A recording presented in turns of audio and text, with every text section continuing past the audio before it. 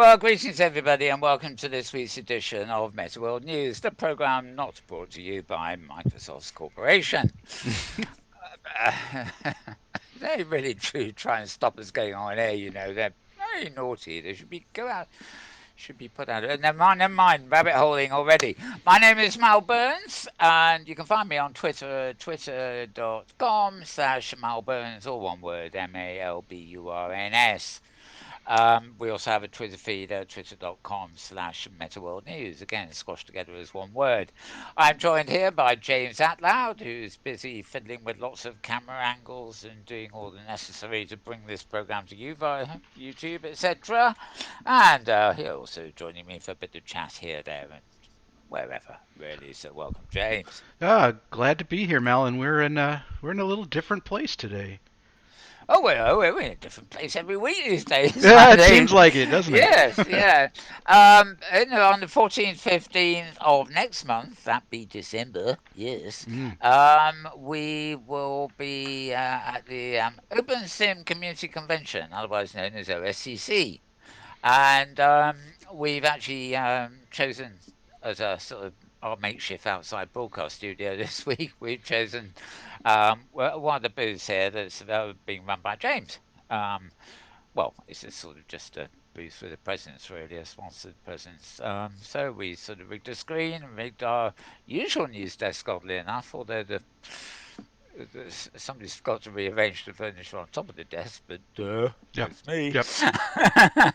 It's okay. It's good. Anyway, we're not concerned about that. We are here and we are talking, and my lips are flapping. That's the main thing. What I forgot to tell you is what the date is, because these are our headlines. Yes, and they are sorry, they are the headlines for the week ending the 24th of November. Unbelievable. Hmm. That's 2019, by the way, which is equally almost unbelievable. Wasn't it just last week? I was in 2018. I forget. Feels like it. It feels like it, yes. The year, the month, the days, even the hours are racing by. And for those of you watching live, apologies if we're half an hour late, but since probably none of you are, ha ha, uh, yeah, you'll be seeing us in replay, so you don't really care about that, do you? Okay, so get on with the show, so to speak, or rather get on with the news. One of the screens that James is mixing into our stream is my desktop, or part of my desktop anyway, where I have sort of visual rendition of some of the links I will be talking about.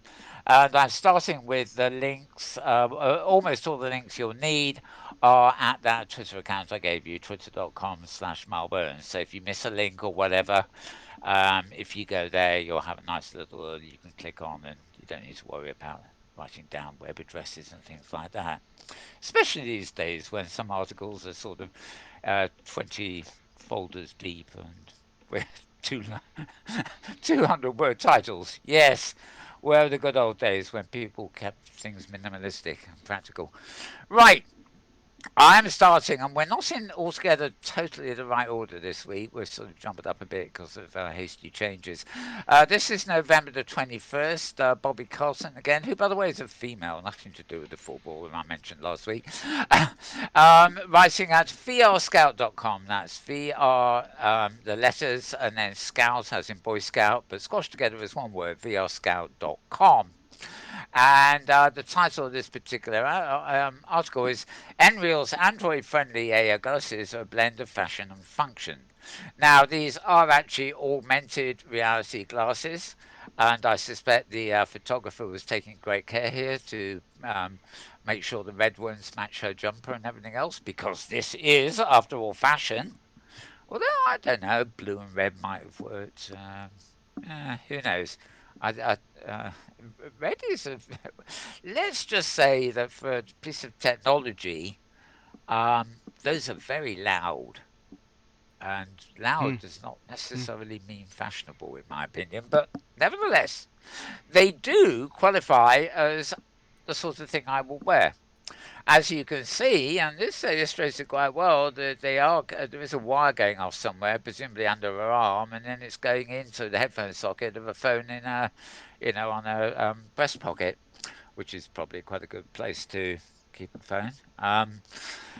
nearby. All the actual work would be sort of done in the pocket. However, there seems to be a slight problem here. This would this is a 1,200 American dollars HoloLens alternative that could be the Hmm. everyday AR headset we've been waiting for. They say, what, every day? Huh? It's true. Microsoft HoloLens is $3,000, and Magic Leap One is nearly as much at $2,200. So this one is definitely a bit cheaper. Nreal's light glasses are ready to wear AR headset that looks like a pair of normal sunglasses, only with some sexy thick curves and a price that's half that of Magic Leaf. Again, is that sexy? To be honest, the glasses look like they're not actually even resting on her nose. Or is it a he? I think it's a her. I don't know. Mm-hmm. Um, While they're not the ugliest devices on the market, they're still bulky enough that you might definitely get a couple of odd looks if you were to wear one at the grocery store or out on the street. So there you are. Um, and also, of course, it's augmented reality. I suspect it's going to be a couple of years or something, but eventually some device is going to come from Apple that basically kills all the other ones around. Um, what I'd really like to see, of course, is something that becomes at least a rudimentary virtual reality pair of glasses rather than just augmented. But there you go. So find out more about that at vrscout.com. Whilst I'm talking about it, all the news feeds, I haven't got an article or a photo or anything else going on about the new, oh God, is it Tesla van or something? Ah, the Um, Cybertruck. w- the Cybertruck, yeah, and Right. everybody's saying how ugly and horrible it is. And I actually read that, everybody almost unanimously, except I read a post by Syd Mead. Syd Mead, if you Mm-hmm. don't know, is the artist. He drew all the original concept storyboards for the original Star Wars, for example, a lot of industrial design and everything else. And he was being very angry. He was saying it was one of the best pieces of design and function he'd seen for a long while. And I think it's almost as if, if things aren't curvy and nice according to today's sensibilities, people are saying they're rubbish. But actually, this vehicle seems to stand out a mile. I mean, it's a statement of sorts. Maybe people just don't like the hard angles, but apparently that's good for the aerodynamics. So it's not just hard for the sake of hard angles. It's something to do with aerodynamics. Anyway, Yeah, that's I had a my hard opinion. time with it. I thought it was a strange design, but I could see Sid Mead loving it. Yeah, that's, and I've seen a lot of people posting pictures of the truck alongside vehicles from Blade Runner, the original Blade Runner movie, and pulling a Yes, lot of yeah, parallels there. So very triangular. yeah. My concern, just as a driver, was thinking, what's the visibility like from inside? But apparently it's all right. Yeah, I think so. I Yeah. mean, I forget what it is. Or actually, I think there's several things I'm watching on TV at the moment. I Hmm. binge on things, and a couple of things set around the well, not 40s, I think 50s, especially in America. And all the cars at that time were hard angle. Oh, no, maybe they had a little bit of curvy here and there, but so many of them are hard angle. And I was looking at them and think, God, how ugly those were. But of course, they were the height of style, fashion, and everything else at the time. So, I mean, we need to change now and again. So, but variety is the spice of life, as we say, and the spice of driving experiences I too, no threw a doubt. link to the site in your Discord feed, Mel, for the Cybertruck. Oh, indeed, right. So, yes, okay. Oh, well, we'll quickly load that one since you posted it to me and show people what it's all about. There, see? I, actually, I love this logo. This is psychedelic. That's Okay, kind of a does that say? Banksy logo, isn't it? Does it say? Oh yes, truck. Yeah, it's the sort of thing. Cybertruck. Yep. It was the sort of thing I would have done when I was younger, without thinking whether anybody would be able to read it or not. Yeah. So post psychedelic. Yeah, okay, so we got an interesting logo for this as well as the vehicle. Yep. Yeah, and I don't know, sort of maybe it's secretly Thunderbird 7. Yay, Thunderbirds. Yeah, I mean, well, look at Thunderbird 2. I mean, that didn't look right, Is Jerry but it, Anderson still around? Or no, no, I Jerry don't see Anderson's it. gone. Okay, I right. think his estate or his daughter runs the Ah, okay. franchise for all the All the Thunderbird stuff. Thunderbirds on go, Well, and the design was not. Stingray. Jerry I'm Anderson flying was not around the the designer as much. Yeah. yeah. I'm flying around my universe in Fireball XL5. That's what I used to love that one. Yeah. The Fireball XL5 wasn't particularly much bigger than that, to be honest. Yeah. Exactly how it got across the universe and back, I'm not sure. But Yeah. anyway, I prefer Marina. Aqua Maria. Oh, what is it? Yes. Anyway, so that's from Tesla, and we got diverted, Yep. but not by too much. Okay, moving on. This site is called theconversation.com. Yeah, also the conversation, but all one word if you see what I mean. .com. The main problem with virtual reality, it's almost as humdrum as real life.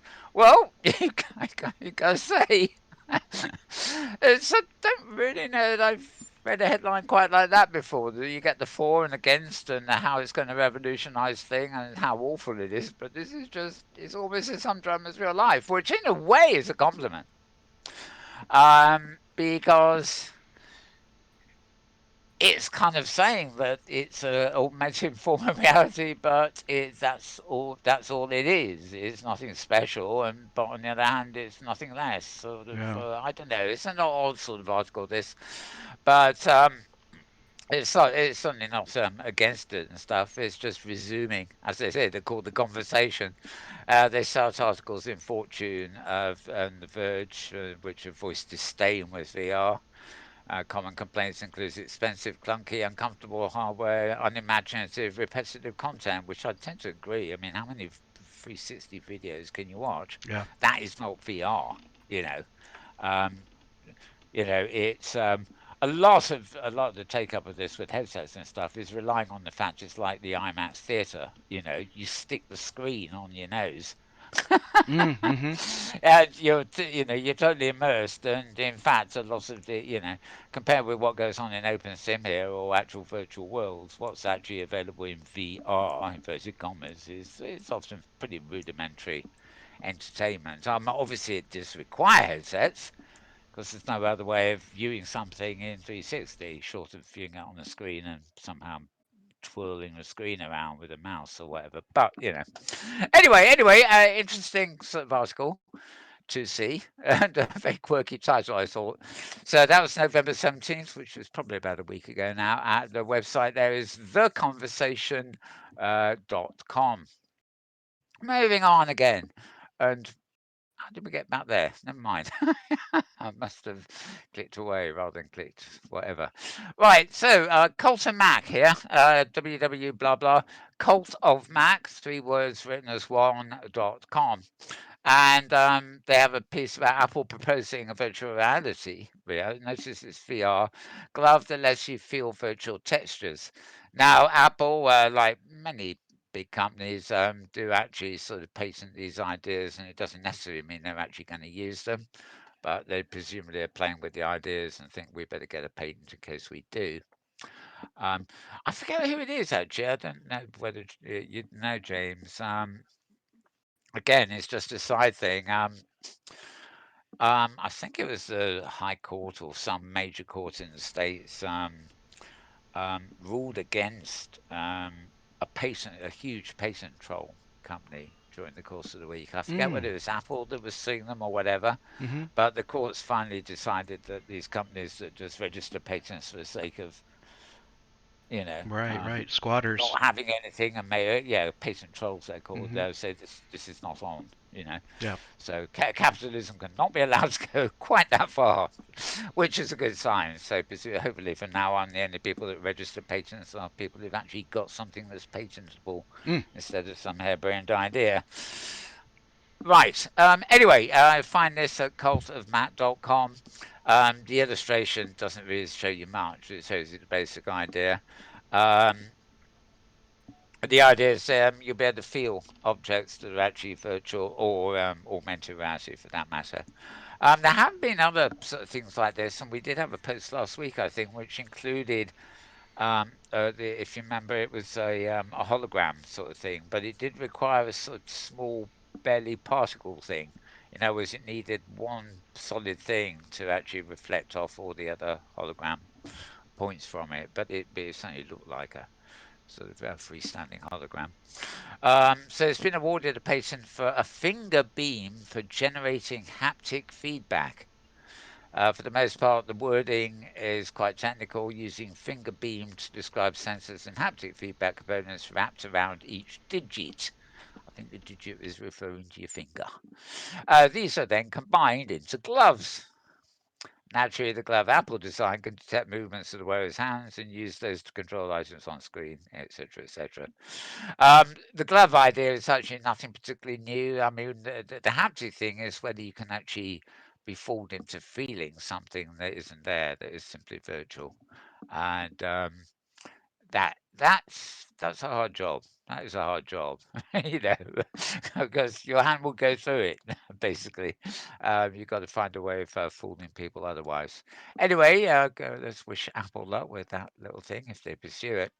Moving on again, we're on roadtovr.com, another site we visit quite regularly, as regular viewers will know. Um, and of course, it opens with an advert. There we are. Now, this is an absurd word, isn't it? It's a snackable headset, as in have a snack. The aim is to make virtual reality more approachable to the public. And well, I don't know if you can tell from that picture there, but this doesn't have a strap. It doesn't fit on your head. You hold it up in front of your eyes.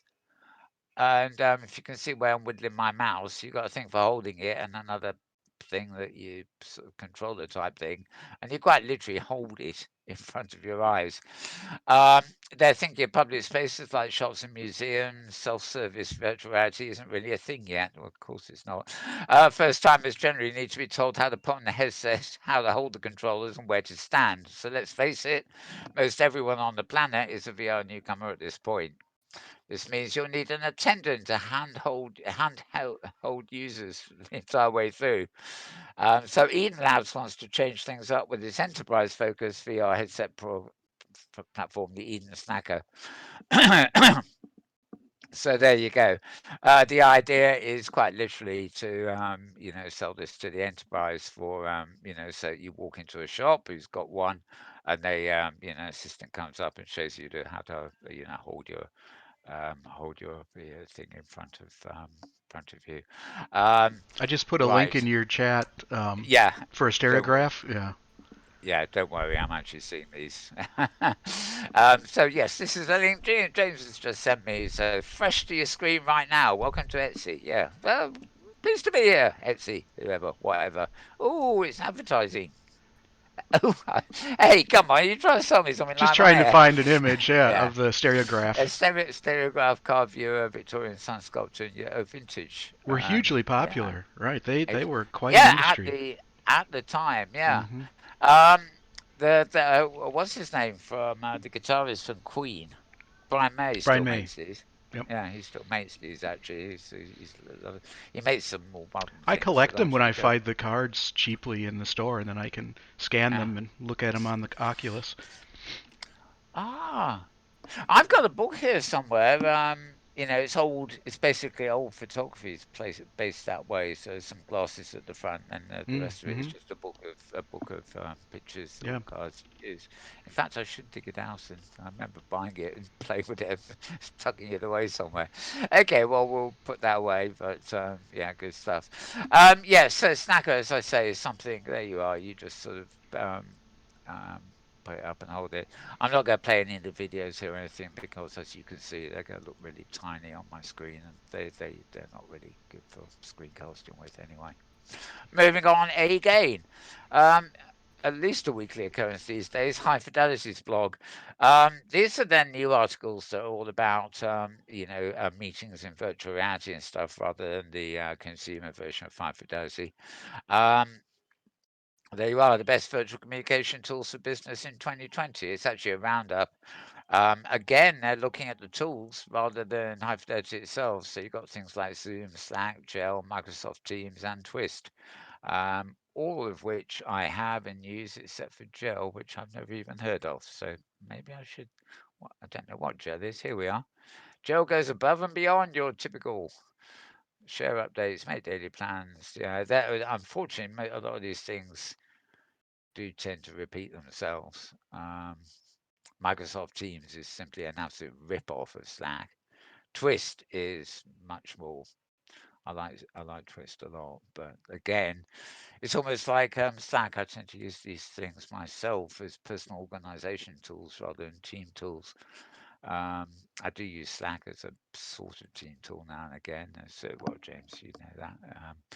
But yeah, the others I just tend to. It's a useful place for keeping stuff kind of organized. And I even finally got Microsoft Teams simply because it's in a tab somewhere, and it's you quite often find yourself clicking on something that requires Microsoft's idea of whatever it is. Anyway, that's Hyperdesi talking about what they consider to be the best communication tools for business in the coming year. Although, of course, by the time the year gets here, it's probably all changed. Right. Moving on, this is the MIT Technology Review. You'll find this at www blah blah. Technologyreview.com. Technology Review is all one word, and there's no sign of MIT's name anywhere in the website link, as it were. So, technologyreview.com. Looking at humans and technology and a sensor pat skin that could let you cuddle your child in virtual reality. Yeah, now sense of touch and all that. Here we go again. Um, this is odd. I mean, you never know with these things whether they'll really take off and just sneak into our awareness and become ubiquitous at some point. It's basically the idea is you have a skin that's actually made. It's soft. It's made of silicone and could let the wearer feel objects in virtuality. A paper published in Nature, oddly enough. Researchers from Northwestern University in the US and the Hong Kong Polytechnic University described creating a multi-layer material incorporating a chip, sensors, and actuators that let the wearer feel mechanical vibrations through the skin. Um, so presumably it's down to tags and things that will actually set off the vibrations. It's all fascinating to me, but some of the technology is a bit beyond me. Do you need to be a scientist to read this? No. I think the idea is it's actually a very quick article, as you can see. I think the idea is just to make the technology, make the human layperson aware that such technology is emerging and existing. All right, talk about emerging. How emerging tech is being used to preserve at-risk art and monuments.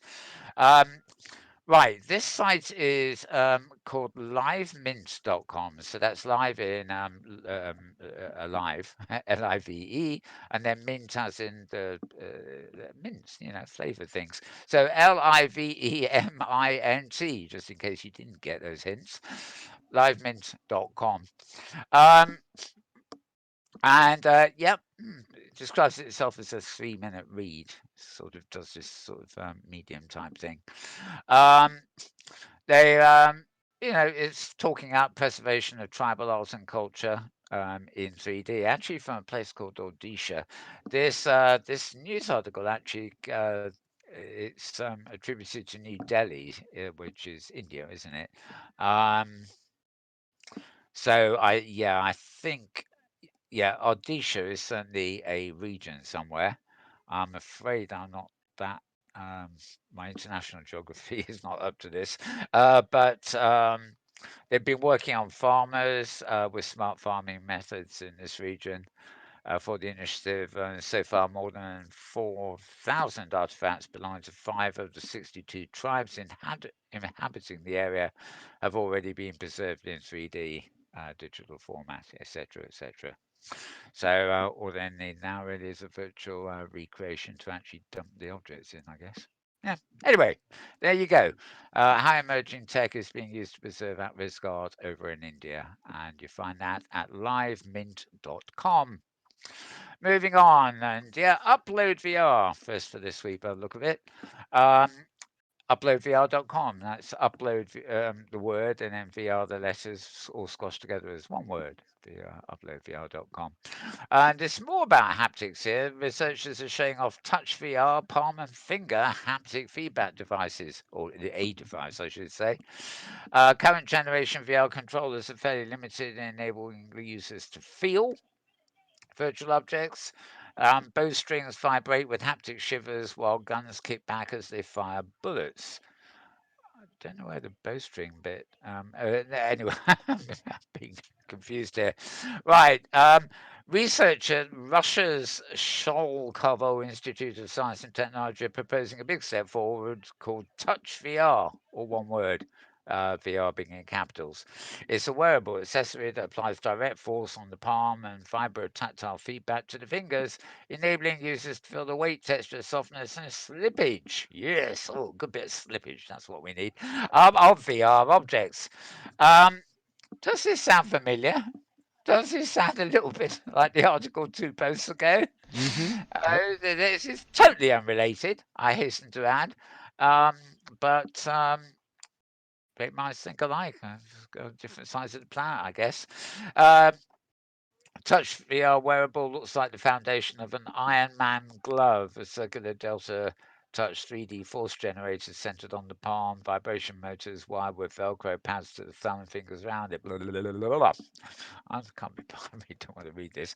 Um, there's no need to hold another controller as hands are tracked with a Leap Motion hand sensor and an HTC Vive Pro VR system, etc., etc. So, obviously, this is another idea similar to what we had before. Obviously, not a complete solution itself. Um, it's as you see, it works with Leap Motion, HTC Vive, and stuff like that.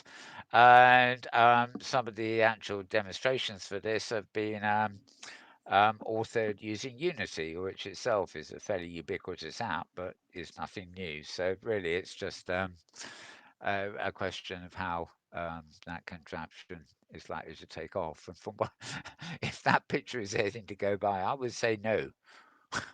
You know, I mean that is obviously a prototype, right? But Mm.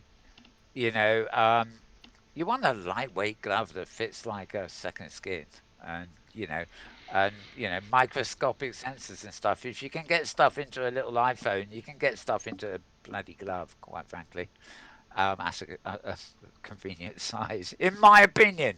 But there, of course, I'm dumb. I don't know about these things at all. I just keep an eye on what's going on. Moving on, therefore. Business Insider. Now, this is a weird web address. Well, it's actually Business Insider in India, yet again. So the actual web address is www blah. Business Insider, all one word, but .in.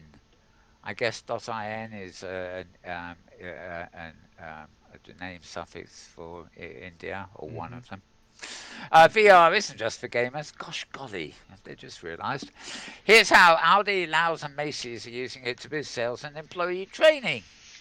And preview of a research report is one for those who love bar charts.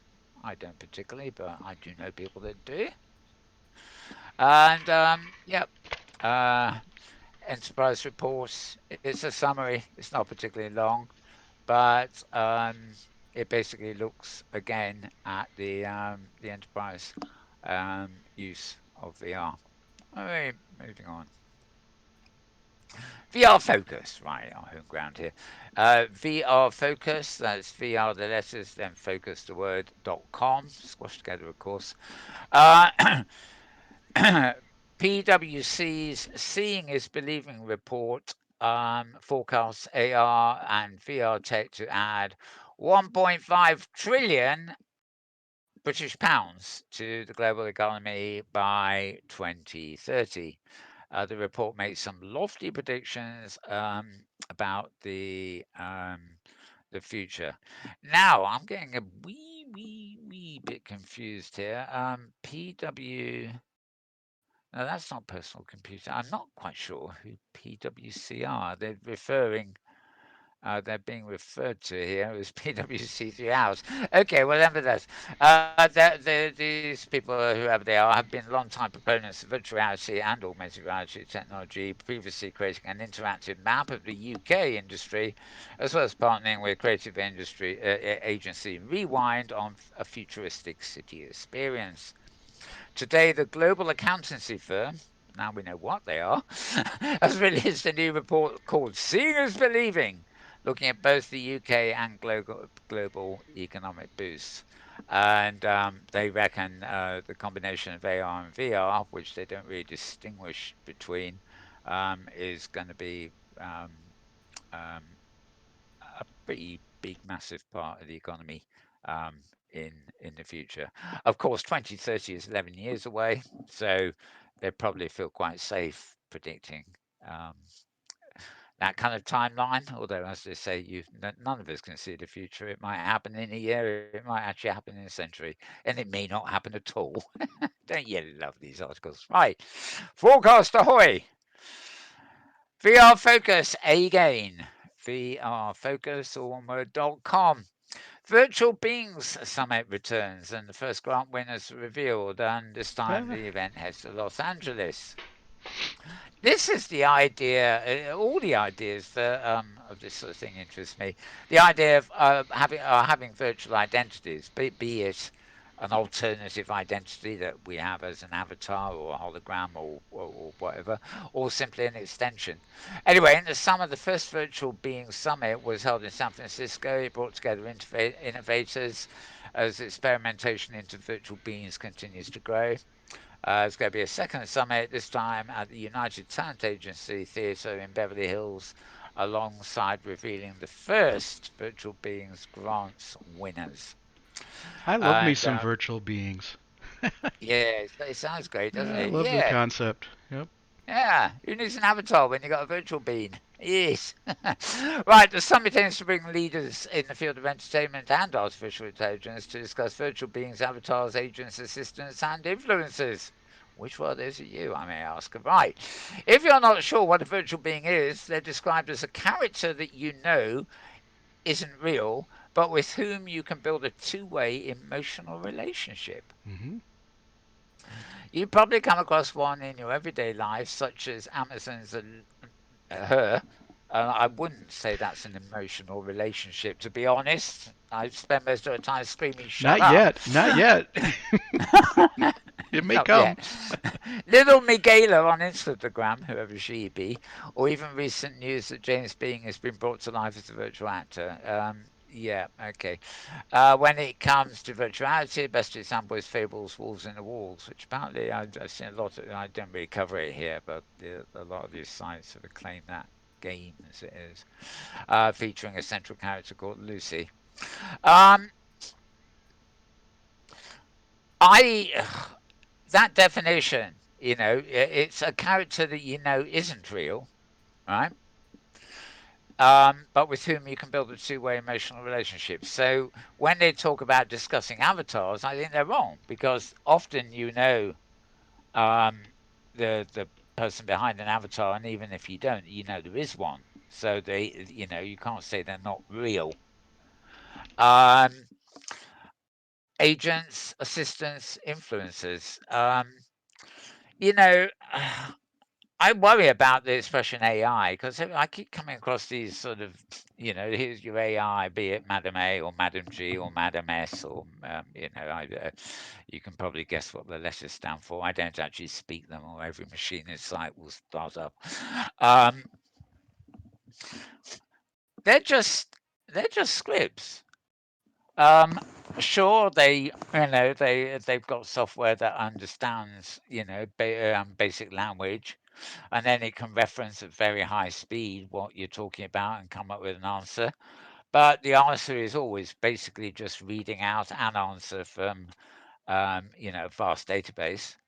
Um, what It's remarkable technology. It is fast. It gives, can tell you where your local shops are in the blink of an eyelid and stuff. It can save you a lot of time, but there's nothing actually smart about it. In other words, there's no intelligence in that.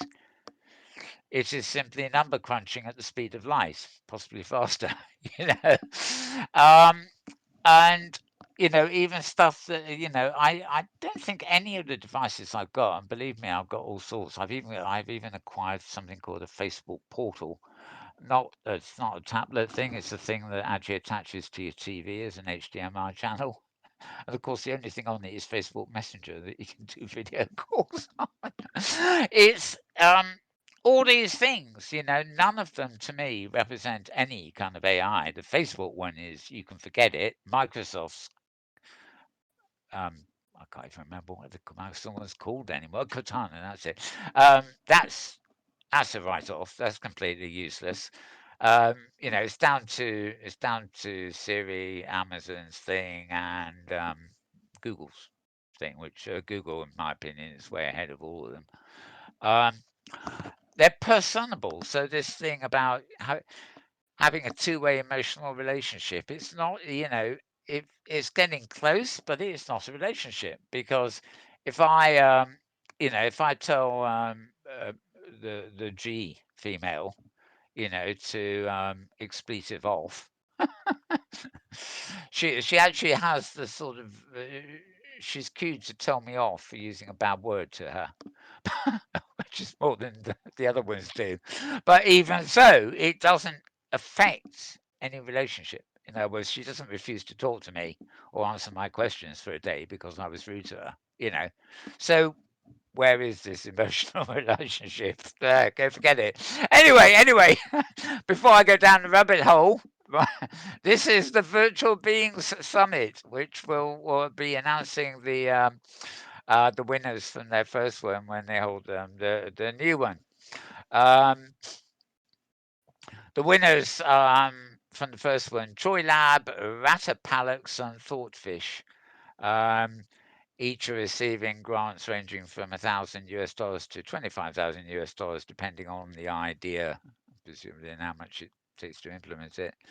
Experts talking at the summit include Doug Roble from Digital Domain, Jeff McFetridge, who's an artist, Chris Bregler from Google's AI, Emma Coates, lead editorial personality for Google Assistant, all discussing topics across digital humans, virtual friends, virtual influencers, conversational AI, machine learning, and more.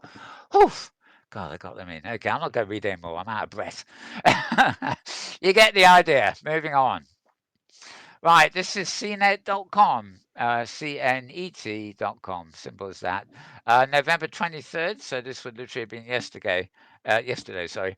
You won't know who's real inside this immersive theater VR experience. Um, this is something that's been getting a bit of mileage in some of the game columns. It's something for Oculus called the Underpresence, and real actors fill it out, making you part of the show. And the thing about not knowing who's real is, I think, the idea is being able to tell between the real participants and the real actors and the presumably pre-programmed virtual actors. Um, there's a feeling about performing, joining a theatre production is a time commitment and it's hard to balance between full-time job and kids, but new experience making use of Oculus Quest put me inside a show filled with characters, some played by real actors and others that play with my emotions anyway. But they're getting back on this emotion thing. Anyway, maybe this qualifies as, what was it? Virtual beings, something like that. Okay, Yeah, I'd agree with that. this if you use Oculus, I mean, I don't have an Oculus Quest. I might get one. I don't know. I've only got the Oculus Go, but I mean, I've read enough about this one that's actually called the Underpresence. Hmm. So it's the one I've highlighting there. That's actually the name of the app, and I've heard enough about that to think it's probably well worth trying. Whether the visual fidelity, in other words, the graphics and whatever, will be up to my kind of thing. I'm not sure. It's a bizarre cabaret meets time travel game theatre VR hybrid. There you go. Hmm. I feel like a visitor to the underworld and a participant in an immersive experience that's presented with live performers. I feel lost.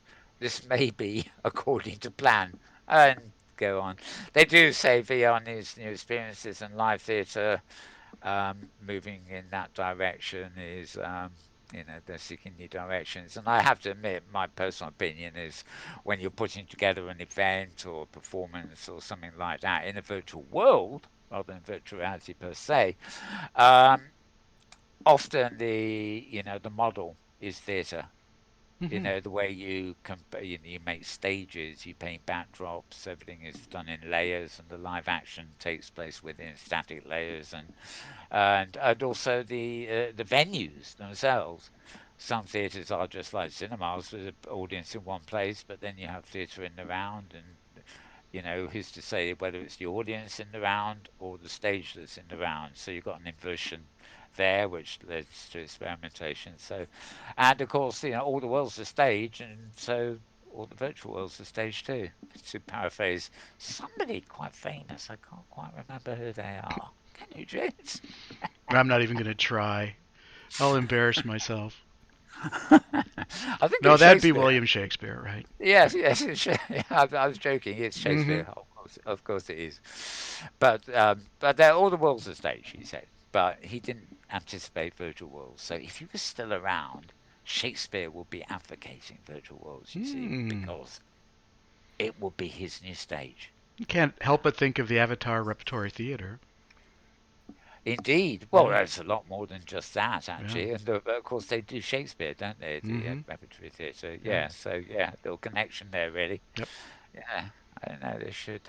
Oh, what you should do is they should have a corporate avatar of Shakespeare himself, or a Shakespeare avatar who could impart wisdom without putting on a full performance. If you see a one-man show, the wisdom of Will Shakespeare, live in open sim, or something. Never Or mind. something. Move or something. He's moving on before he gets stuck in the rabbit hole again.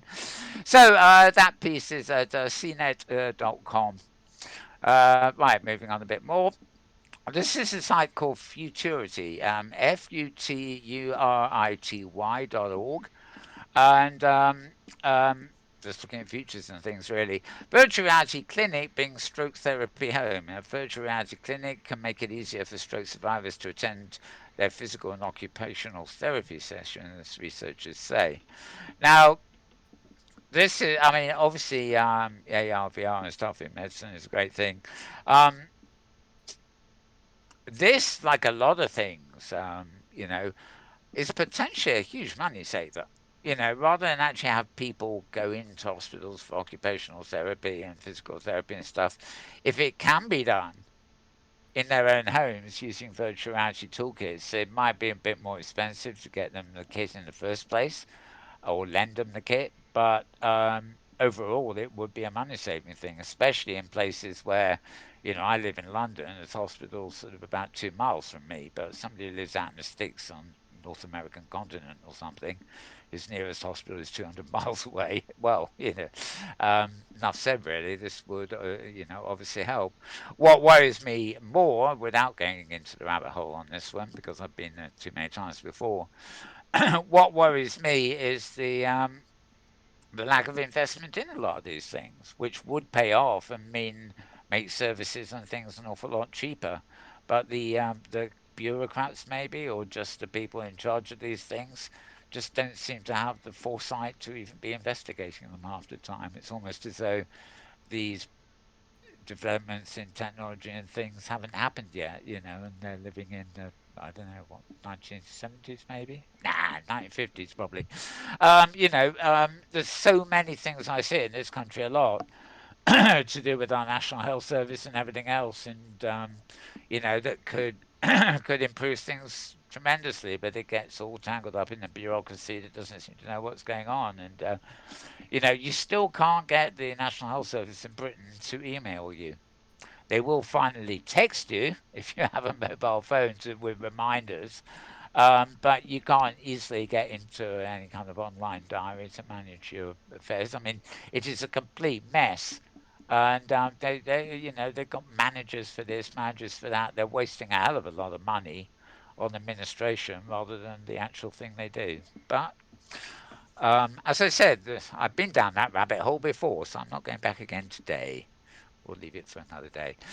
Anyway, this article is at Futurity.org, and again, it says it all in the first line here. Results are from a proof of concept study that suggests the technology and the social connection it facilitates are effective at encouraging therapy participation. So they haven't even got a study that concludes that it's actually, real. Um, it's a proof of concept, and to me that is daft. We all know that there's no proof of concept needed here. It's Hmm. the platforms have been there for long enough that we know this thing is a natural. Anyway, moving on. I had better really. Epidermal VR brings a new sense of touch to virtuality. Right, now, talk about haptics. What is it, James? Is this the third article of the Third, at week? least. Yeah. I think so, yeah. And it's not a repeat. No, folks, it is not a repeat. I hasten to add that I don't, if I can help it, put posts up that are actually repeats of previous ones. This is patches. You can see the size of the patch in this guy's hand. So it's a bit like nicotine patches that people stick on their arm or something to feed them a bit of nicotine to wean them off smoking cigarettes and stuff like that.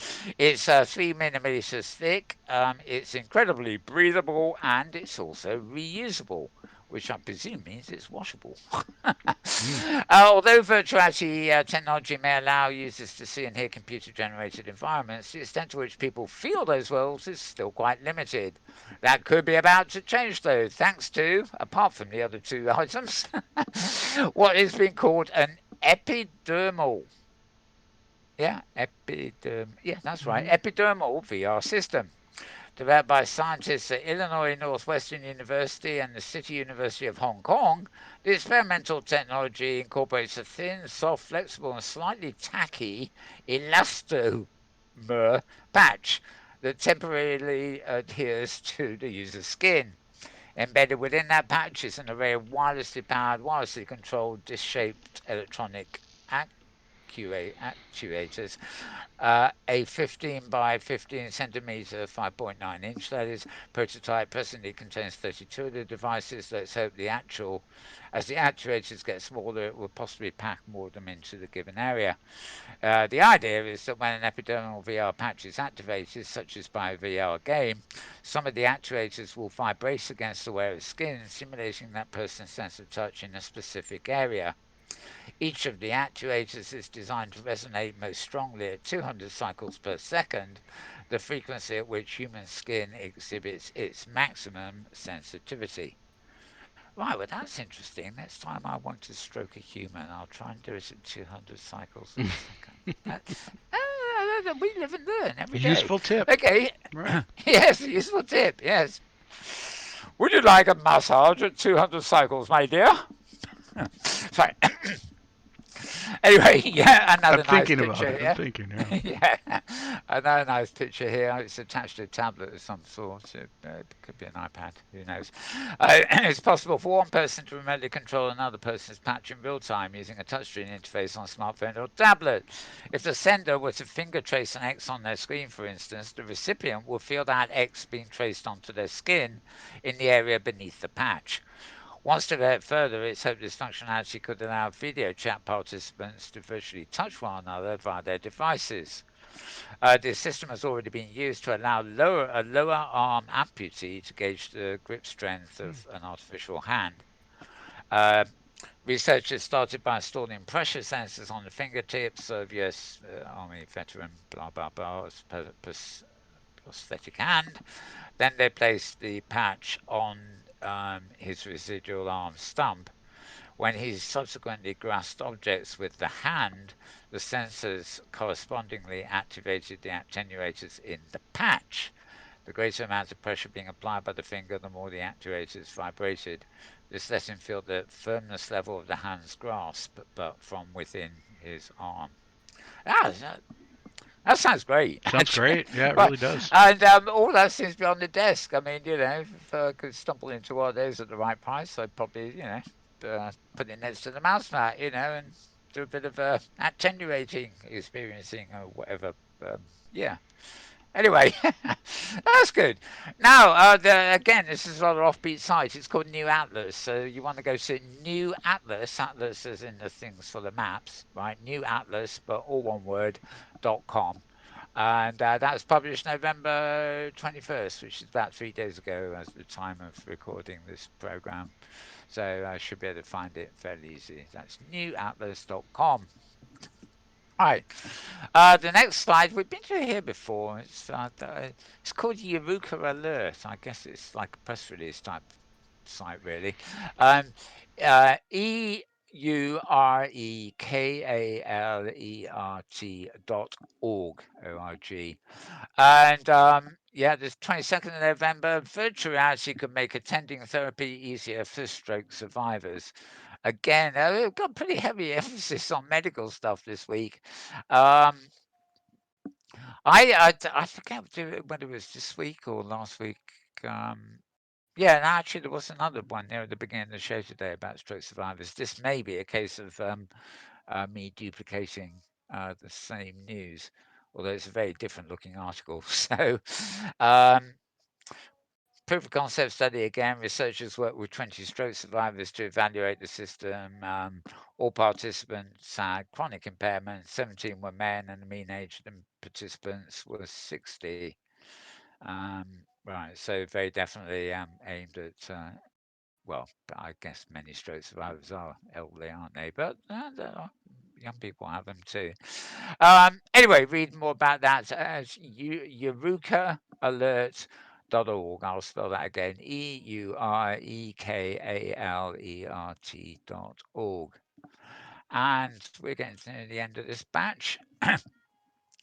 um, oh, hey, guess what? I think I've opened this twice. I can't. Um, It. yeah, yeah. This Okay. is It's the same um, article. actually, I think it's the same news release masquerading as Hmm. an article. Yeah, you'll find this at uploadvr.com, and it's just another report on the evolution of virtual beings as AI and art. Again, oh, hang on. I think you're going to get more out of this one. It's about the summit that took place, we mentioned earlier, and the co-creator of the conference and CEO of Fable Studios, who made the Wolves and the Oh. Wolves program, Hmm. had an interview with Venture Beat. We may have covered that at an earlier point. Okay, there is there's a video for this, in fact, too. Let me find my Slack window here. Uh, uh, Yeah. Of course, I've got this window on the wrong side of the screen now. Never mind, never mind. Naughty me. Right. Okay. The first conference showed a lot of examples. Ideas stayed with me in interviews such as the one I did about AI and game development with Richard Bartle. Who's one of the original. Um, okay, I think it's well worth checking out this article. It's got an awful lot more about the summit and interviews and stuff like that. Um, yeah, yeah. It actually, I suspect it tells you a lot more about sensible what virtual beings are to them. No mention of emotional entanglements anywhere, so this is clearly written from a different point of view. Hmm. Right, find this at uploadvr.com. I've covered what it is already, so we won't do that again. And final article is a summary here. 5 companies using virtual reality to improve the lives of senior citizens. Semi-medical too. This is at Immersive Learning News. Um, it's quite literally the site is immersive learning, 2 words as one, and then dot news. So the news is a sort of suffix. So immersive learning dot news, and 22nd of November. That again is a couple of days ago. Just a straightforward text here, but Viorama, Mind VR, Rendeavor, VR Genie, and Virtual Exercise. 5 companies that are endeavoring to use virtuality to improve the lives of senior citizens. And there we have it. Except that I'm now going to do a quickly little background switch here to see if I've got anything that is in the Metaworld news stream that is of interest. Um, and we'll have a look at this. Oh, right. Okay, well, this is interesting because I'm hoping that um, nothing is certain here yet. I know that Elan, who runs Kitely, OpenSim, and also the Kitely supermarket, or whatever it's called, to Marketplace. service hyper marketplace, yeah, um, is building a new sort of thing using high fidelity's open source code to build a sort of open sim type thing. It's not. It won't be high fidelity. You won't go to high fidelity to get there. It's simply using their source code. And uh, Caitlin, formerly from High Fidelity, is also doing a very similar thing. She says we're building a spatialized metaverse from a volcano. Um, this is very weird. Um, This is her blog, right, dot Tivoli Cloud. So that's TIVOLICLOUD.com. And I'm rather hoping, along with Ilan, we can get her maybe to talk on a panel together at the OSCC, but nothing is set here yet. Um, as you see, she's CEO and founder of Tivoli Cloud. Uh, they've been secretly getting busy from a lair atop a remote volcanic argument, and they're not actually kidding. Their base is in Tenerife, off the coast of West Africa, and they're on a volcano. Hmm. But it sounds like a supervillain of volcanic from James Bond. But yeah, she was formerly chief evangelist at High Fidelity, and she founder Mackie. Um, they're building a spatialized metaverse on the architectural foundations first laid by the open source virtuality company High Fidelity. We believe this architecture and its future progeny will become the foundation of the spatial networking metaverse we've all been waiting for. Um, Something shared by Ilana Kitely, obviously. Um, which goes into quite a bit of detail about what it's not. Hmm.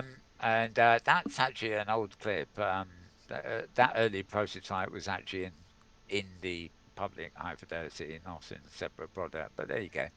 Um, and well, you can see here there's an awful lot about it. Core, they're cute. Wouldn't mind meeting them in a headset. Squirrels. Yeah, I like squirrels. I know they're rats with fur, but I mean, it's still nice. Hmm. Oh, and there's Caitlin and her partner here too. Um, Caitlin's the one with the glasses on, I believe, and Mackie, she's not nice, Mackie. Sorry about that. There they are, the two people behind it, and there's it's off screen at the bottom here, but you know it's got details about their incorporation and where they were founded and where they're based, etc., etc. Headquartered in San Francisco, California, and Adeji, Tenerife. Takes its name from an Italian town just outside of Rome, famous for beautiful fountains and Mm, gardens.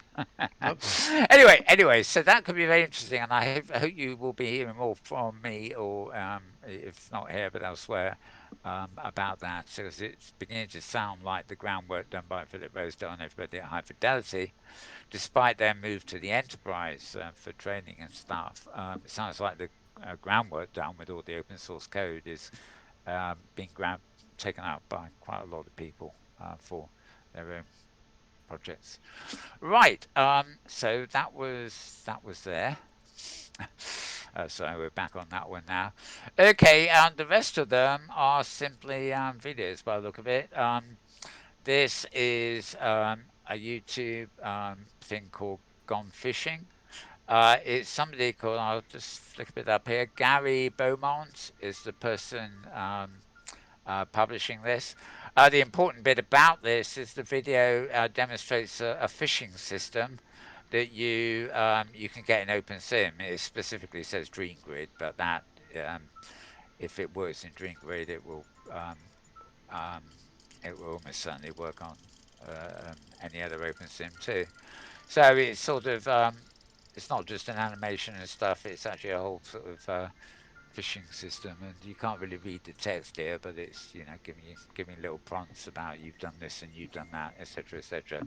So if you fancy fishing in virtual worlds, then come to OpenSim and go to DreamGrid to pick up this one. Right, moving to another one. Again, it's YouTube again. This is the Sacrarium grid. Um, an Antevision Human, whatever this be. Um, I think this is a foreign language grid because the words don't really make sense. But there's 3.5 minutes of nice, pretty sound and vision here from this aquarium grid, which is again an open sim grid. This is nice, isn't it? I'm trying to remember if there's anything more than dancing. I think it's just showing off. But anyway, um, worthy of note because it's on OpenSim and not in any of those other grids you might expect. Um, that is that's YouTube's new autopilot showing something that's nothing to do with me. Mm. Right, oh dear. And here we have another one. Oh, this is a link. I haven't got it. This isn't noted with anything. This is 2 minutes. Oh yeah, this is Graham and Grid again, actually. And this is their little trailer for guess what? They're early. But every major store I know here in London is already, feels like it's 6 weeks ahead of where it is. Mm. All this stuff up already in the real world. So fairly obvious we will get it in the virtual world too. And then finally, Metaworld news, particularly part of things. Let's get the audio done. Um, this is blog.sign.space. In other words, it's sign spaces or spaces they call themselves now, blog. This is a creator spotlight again, and this time it's on somebody called Helen. I presume the lady in the picture, or the avatar in the picture, is Helen. And she creates beautiful hair, punk style, unique clothing, blah, blah, blah, blah. And the blog shows you a couple of pictures and tells you where to go and find her stuff at her shop. Blatant commerce, that is. That's blatant commerce. But it's interesting and it's open. Well, it's not open sim, it's open worlds, shall we say. I don't know. Right, so that looks like we might have actually done it. Hmm. Let me. I'm going to have to switch out of Discord over here and get Slack up on. Oh, what's going on here? Oh, I see why. No, no, I don't want to quit Opera. I want to quit Discord. Sorry, I had a window. I've got two Discord windows which show different things, and I was getting thoroughly confused. There I was. Right, on this completely separate machine as well. Um, okay, what did I want? I wanted to get to Slack, didn't I? Very briefly. It's my final. Oh, comes. That's not Slack. That's something. Oh no, just Slack. Okay.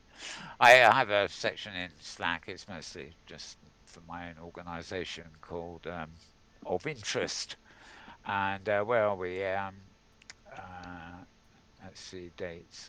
Thursday, 21st of November. Oh, that's oh no, no, that's right. We're still in November. I mean, it's still getting confused, aren't I? Mhm. Right.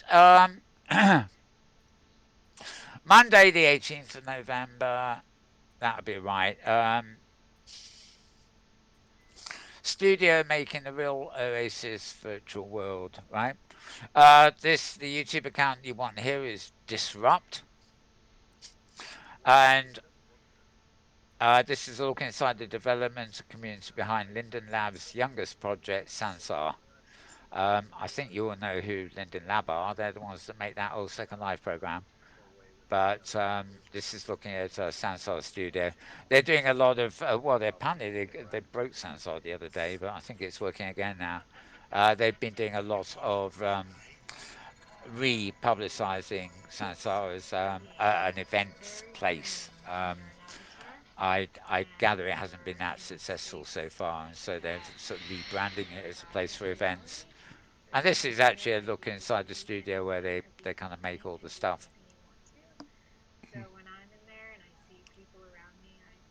This is 15 minutes, so there's no way I'm going to play this to you. But if you want to go, the actual site you want for this at YouTube is Disrupt. That's DISRUPT. If you go to YouTube, look them up and subscribe to them, you'll get this and a whole lot more. Right. Let me dispose of that one. A couple more. This I think is Oh, oddly enough, James. I'll talk to James about this later. We were talking last week about oh God, I've forgotten the name of it now. There's a show, Endgame, and they had some nice avatars, including a Doctor Who looking one. Actually, oddly enough, it was all done. It's full body avatars, but it's recorded in VR chat. And shortly after last week's news, I actually went and met them in VR chat, and Oh, they took me to their custom sets and everything else, and showed me how I could make an immediate um, proxy version of their studio and film from that. And they've also got some camera sort of systems they built themselves. So we will ultimately end up doing one or two things there at some point with full body avatars instead of the wasteless, nothing below the waist lot. But what was actually quite interesting was this film, um, which is the site you want. Well, there's no sound with this. You can probably tell from its sign language, and they do sign language lessons in VR. It's really the perfect medium for it. Um, the YouTube user for this is Komura's Diary. I'm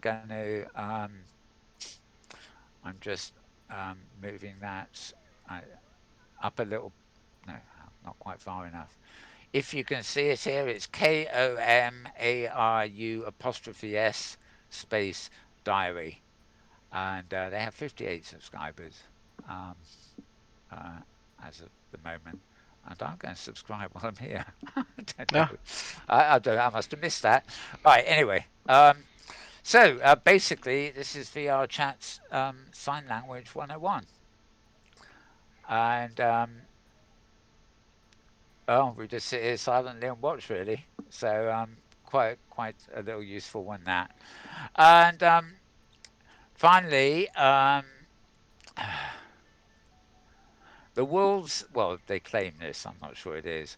This is supposed to be the world's first board meeting in VR, Oh, and it's in a platform called Glue. Um, the posters on YouTube, the user is called Glue Collaboration, so GLUE space COLLABORATION, and we that did mention them apparently. last week. Yeah. Did we? Hmm. Okay. So these are members of a boardroom who have a table but nothing below the waist. And I mean, what kind of human has nothing below the waist? I ask you. And they don't even provide them with wheelchairs. That's really even more serious. Right. Okay. So I'm going to put that one away. Still got this one running behind. And right, finally, um, VR Scout. Have one up. This is the rise of the virtual being. Ha ha. Again. Again. And the rise of virtual beings. Yeah. And this actually is very different from what we were talking about. Obviously, the music industry has had a lot to do with this. Yeah, I've got to admit, when you look at some of this stuff in Japan, it is very hard to tell. Well, that's an avatar, but there are some virtual personalities who really you can't tell whether they're avatars or not. These obviously, I mean that look well. Anyway, this is VR Scout at YouTube. They have their own channel there, VR Scout, all one word. So it's VR S in capitals and then COUT in lowercase. And this is quite yeah, it's about a 5 minute film. Very much a documentary on what's happened and where we're at with virtual beings.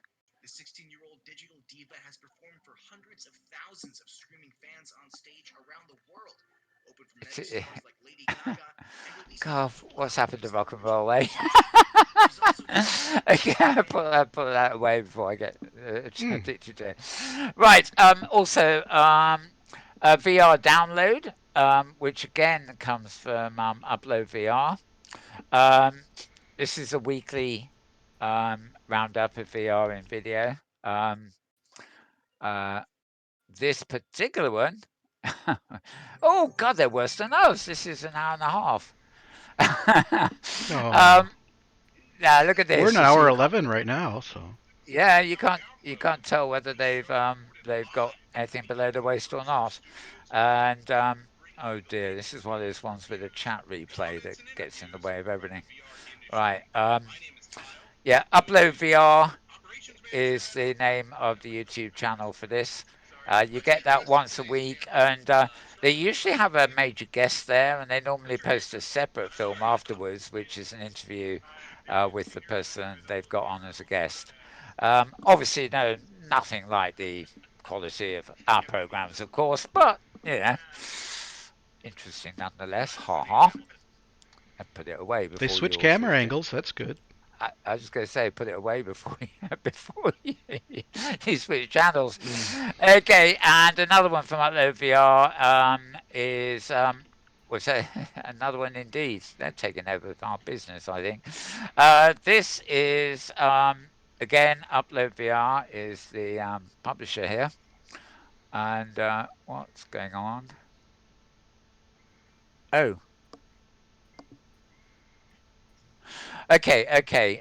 Something has happened here, and it's not a direct link, but they've got another show that they've now called the VR Culture Show.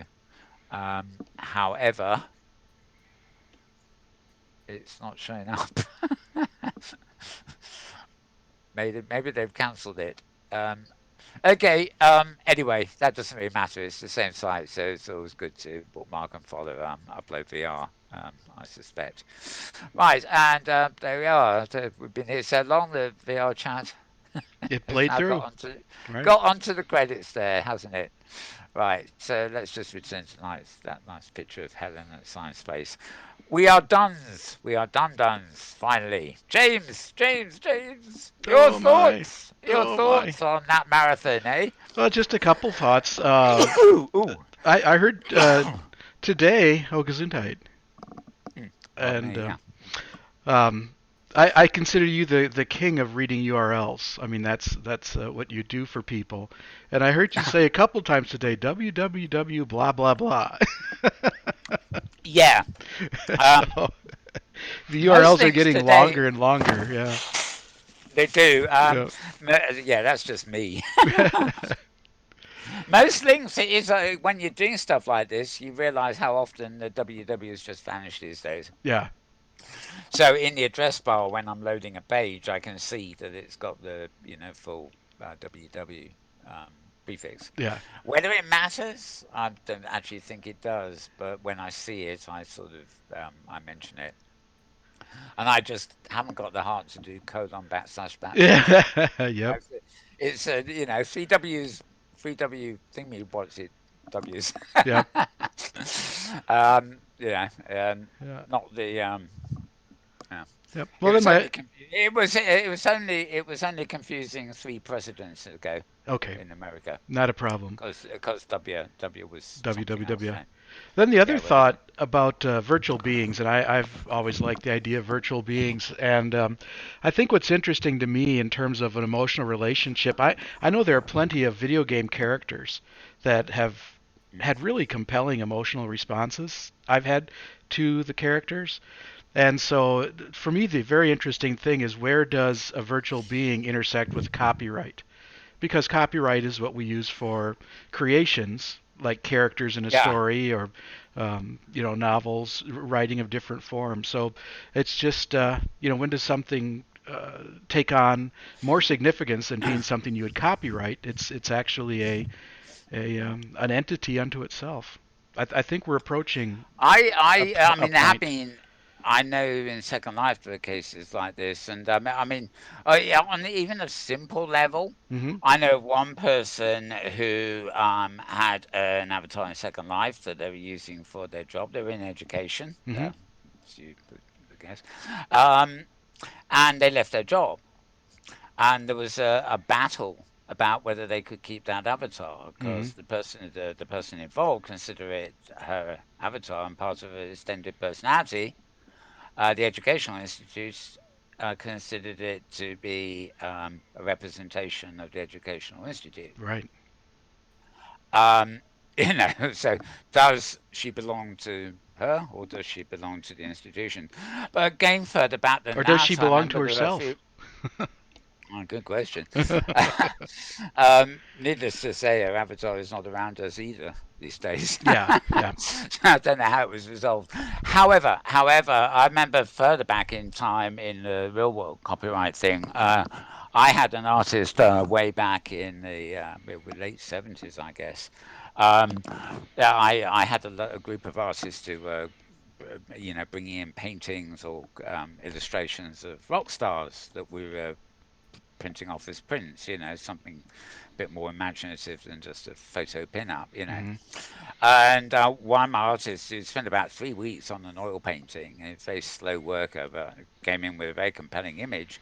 But we then heard from a photographer who sent a photo to us and said, look, it's maybe a painting, but it's ripped off. Everything about it is my photo. Hmm. And sure enough, the stage spotlight had become a moon and there was an imaginary sort of Gothic landscape at what would have been a backstage area.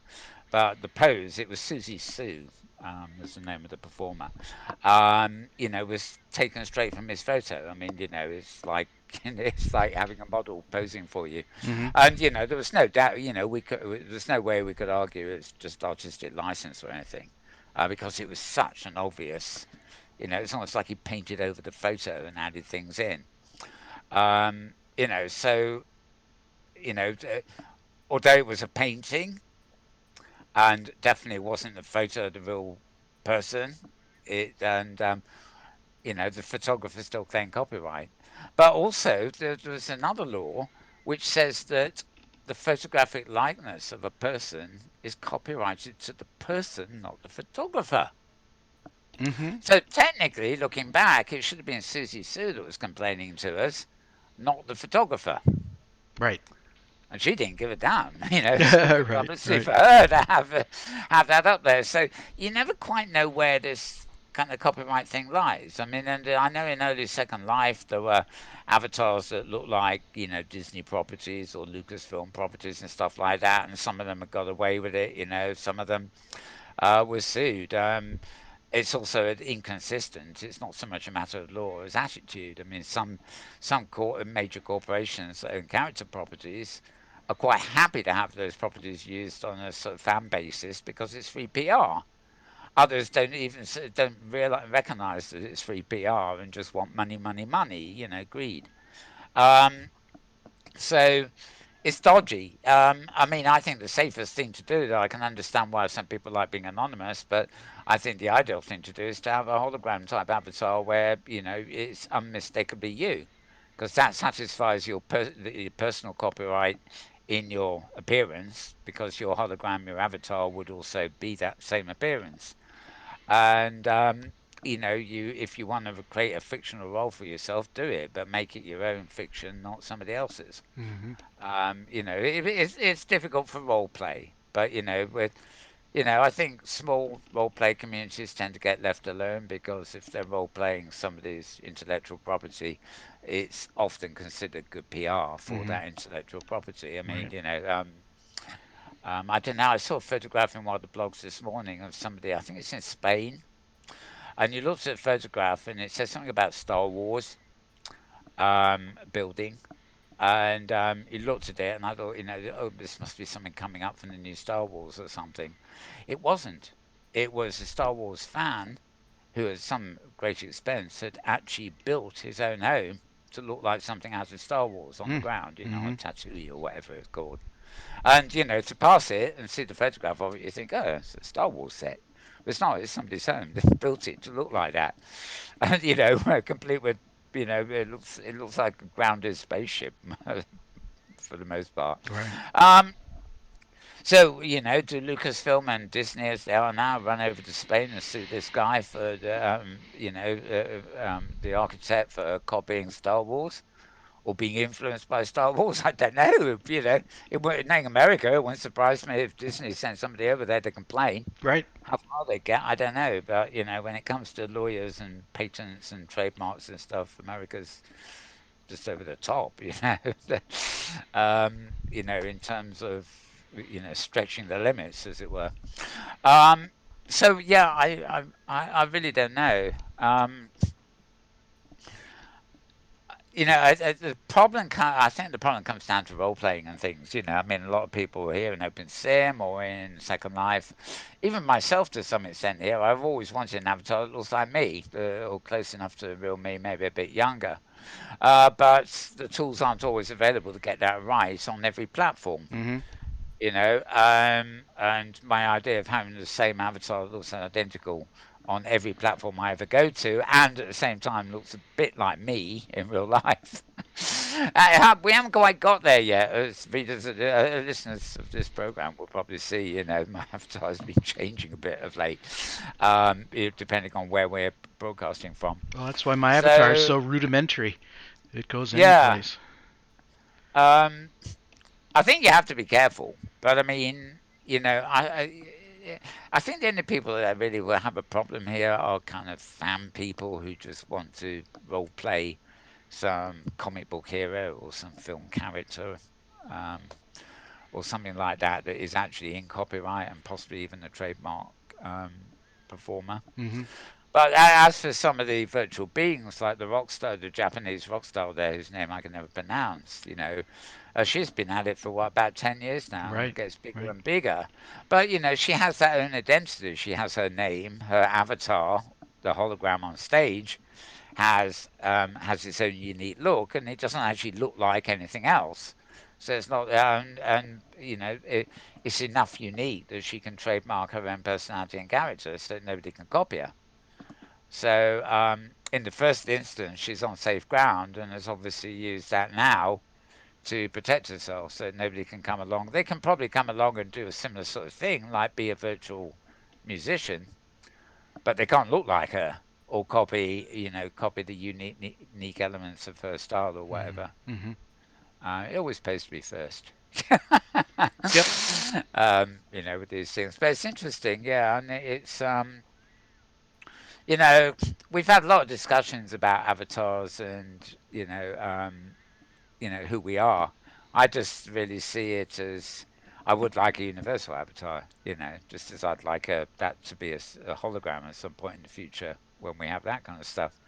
But it's unmistakably me, and maybe I could have a few alts that are fictional characters of my own devise. Um, but that's really it to me. I mean, the avatar, the hologram, the virtual being is really just an extension of the real being. And I think it's fairly unique in the case of that virtual rock star. She's created a persona for herself that is entirely virtual and is probably more recognized as virtual than she is real. But in the same sense, she's really just swapped roles. The public, the celebrity is the virtual version, and the real life version is I don't know how much the real life person resembles her own avatar. Mm-hmm. Um, but it's just two sides of a coin. The important thing is the coin, which is you, your unique identity and stuff. Still, we're rabbit holing again. Yeah. Anything else, Yeah. James? Nope. Anything else, Nope. James? That'd be it for me. That's it. Okay. Well, great to see you. And nice hat, by the way, today. No, thank you. That's not I mine. think I think I've got one of those somewhere. So You, is it Lear's? I got it from Lear. I don't recall where she got Ah, it from. Let's right. see. I've got a few. I mean, in Second Life, I've got a whole collection. I've got about 200 or 300 top hats. It which it were done by it the shows Mad the Hatter. creator as Zia Freemon, Frimon. I don't know. Nah.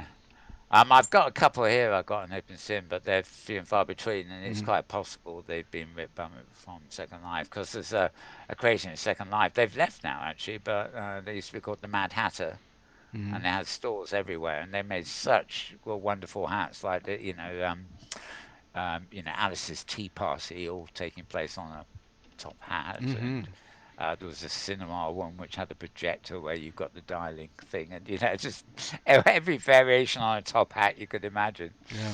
and some really spectacular ones. So I decided to start collecting them because they were so cute. Oh, they're just wonderful. But Yeah. I actually have so many, I don't think I ever got round to wearing half of them. But yeah, I think I wore a few on in World Review in the early days when Mm-hmm. Tara was with us and she was did the show and tell as Right. well. Right. So yeah. Anyway, we're still on air and now we're rabbiting. So I think we're done, folks. We will return, same place, possibly. No, sorry, same time, possibly the same place next week. In the meantime, it is goodbye from him, And it's goodbye from him. which means it's goodbye from us. Isn't that a clever bit of mathematics? Right, we will return. Have a good week, everybody. We'll see you then. Bye bye.